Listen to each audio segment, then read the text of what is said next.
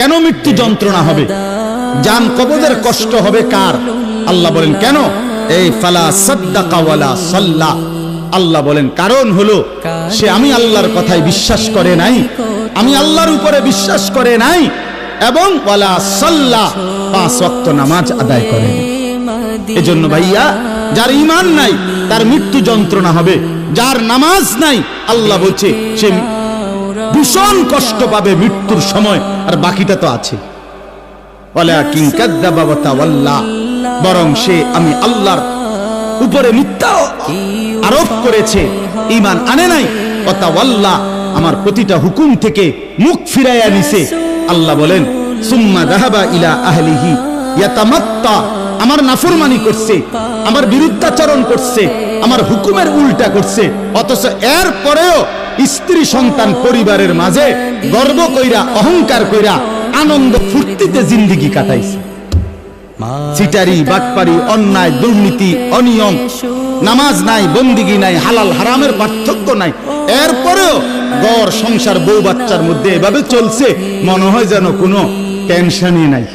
আল্লাহ বলেন এই অহংকারী, এই গাদ্দারির কারণে মালাকুল মউত আজরাইল যখন রুহু কবজ করবে তখন কলিজা থেকে রুহুটা ছিঁড়া ভিড়া এরপর কবজ করবে।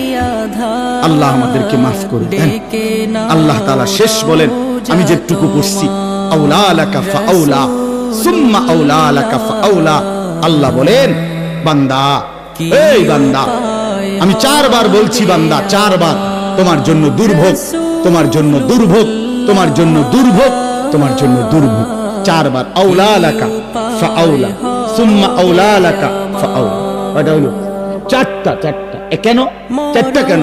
1, তোমার জান কবজের সময় তোমার দুর্ভোগ, 2, তোমার কবরে দুর্ভোগ, 3, হাসরের মাঠে দুর্ভোগ, 4, জাহান্নামে দুর্ভোগ।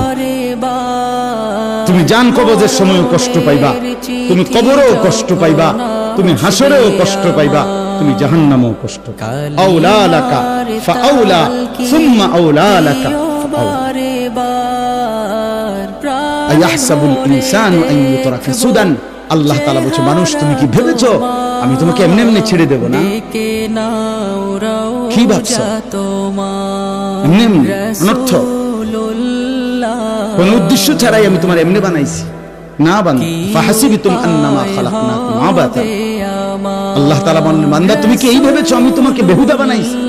এ খাইবার ফুর্তি করবা, নাচবা গাইবা? না ভাই, আল্লাহ তাআলা আমাদের প্রত্যেককে ঈমান দান